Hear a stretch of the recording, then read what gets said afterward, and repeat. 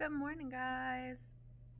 I'm trying to be an awake human today, and it's hard. Ignore my giant zit that just cropped up yesterday. So pretend that's not here. It's such a gray and icky day.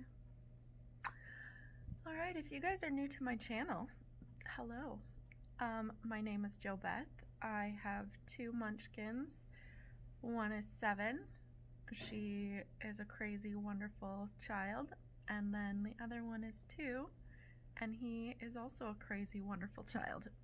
I am just trying to survive the mom life of 2020. Sorry I haven't posted in a long time. I filmed some stuff and then I just feel blah. I'm like, I don't even want to post it.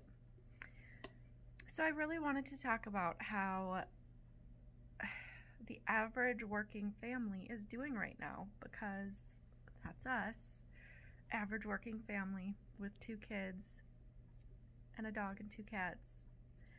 And we do not even have the biggest, nicest house. My husband works for the railroad and I work part-time up at a boarding school. Whew, so many things I have found out in this past year. So part of the deal of me working up there is I can only work 28 hours a week, because if I worked more than that, I would have to be considered full-time and they would have to give me benefits, which they don't want to do. So I'm like, okay. They are providing me childcare because it's a work-study school, boarding school. So some of the older kids are able to babysit for me, which all sounded very fine and wonderful and dandy. So quarantine, when that started, it was like the kids left for spring break and they did not come back, and I was kind of left with no childcare and no job, and it was very stressful. At that time, I was told, don't even try to apply for unemployment because this is a non-for-profit business and we don't pay into unemployment. And at the time I thought, I didn't even know that that was a thing that people could get away with. I thought if you had employees, you had to pay into unemployment. But they didn't. And so at the time, I was like, oh my gosh, what do I do? But there was things in place in Minnesota that popped up to help people who all of a sudden lost a job. And it actually, unemployment went by, I had some money in there from my previous job, which I was a nanny before, and they had hired me through care.com, and so they paid into unemployment from there. Now that you have like a background of what was going on, we made it through, the months of me being unemployed, and we were okay. And so I was like, the school year needs to start, otherwise I don't know how we are going to afford life. Everything started. It's been a much different year. And I love working with the kids up at the school. It's amazing. But having the kids be my babysitters this year has been such a struggle, because if anybody has a cold or anything, they are quarantined to their room, they are brought to the hospital and have COVID test, and they cannot come out of their room until they get the results back, which could be 5 to 7 days. So every single week I have had missing babysitters every single week of school. So it's like the night before or the day of, I will find out, okay, this person's on sick list, this person went home, this person just I don't know, for some reason every single week, the seniors are doing something, so your babysitters are gone. It has been very stressful because that is the only babysitter situation I have. All of the town that I live in, all their daycares are full. I had one that reached out to me and was like, I have availability, but only during school hours, and if the public school doesn't have school that day, then you don't have daycare, sorry. So we thought about it and it just ended up not working. So then I got a cold a couple weeks ago, and I thought, I work at a school, I feel irresponsible and I cannot go to work until I get tested. So I went and got tested. And because the place I'm at right now, the town that I live in, is such a hot spot for COVID and everybody's getting tested, by the time I called in, I couldn't get into the drive-through testing till the next day. And then they said that the results would be pushed out even later, 5 to 7 days, because there's just so many people getting tested right now. I was like, okay, that's what I have to do. So since I'm a part-time employee, I don't get sick pay, holiday pay, anything like that. If I don't work the hours, I don't get paid. So that was a week of not getting paid. Then I was like, oh yeah, I got my test results back. I'm ready to go back to work. I get back to work, and I got to work like 3 short days, because usually I get the most hours towards the end of the week. And the kids went home for Thanksgiving break, and I only got, let's say, 11 hours in for that week. That was last week. And then, like, after a day of being back to work, I find out that because there are so many cases of COVID in the area, they have to send the kids home, and they won't be returning until after Christmas break because of the numbers. And it will be distance learning, which I work in the cafeteria and I bake and I cook, and they don't need those services when the kids are doing distance learning. So essentially, I have no job, I have no unemployment, and Christmas is in like a month. And this year has been really hard for parents, for kids. Yeah, I just want to make it a good Christmas. And I know that you don't need a lot of money, but I would like to be able to pay my bills and still have a few presents. And so I have been really, really stressed out. Like, I went and checked on Minnesota unemployment, and the total amount of money that I have left in there from my previous job, $212 left. And then there will be nothing else for me to draw from. So I haven't even told my husband that. I talked to my boss, my sister. She's in charge of the cafeteria. And, once the kids leave, there's tons of stuff that has to be done down in the cafeteria. And I said, please, can I just come in when my husband gets home? I don't have childcare because that was the students. So I was like, can I just come in like in the evenings or on Sunday and do all of the cleaning, all of the like put everything away prep, do everything I can down in the caf just to get some hours. And she was like, yep, I'll just leave that all for you. It's been really hard.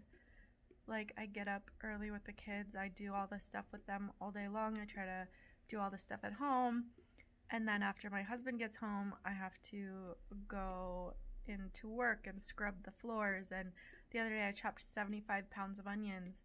Like, I'm trying so hard to like keep it all together and not be sad and not be mopey and be positive and be like, okay, there's so many things that I do have to be thankful for.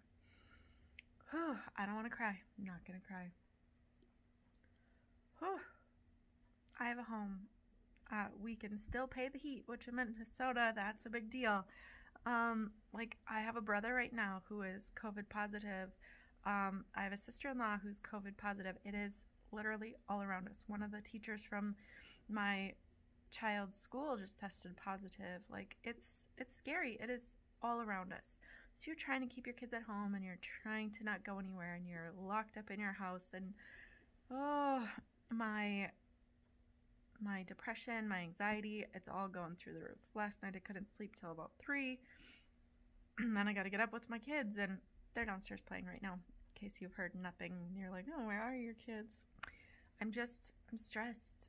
I want to make this a good Christmas, and I want my kids to have like positive experiences.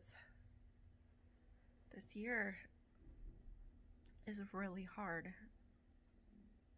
Like, I don't understand why the government can't get their crap together and like send out checks.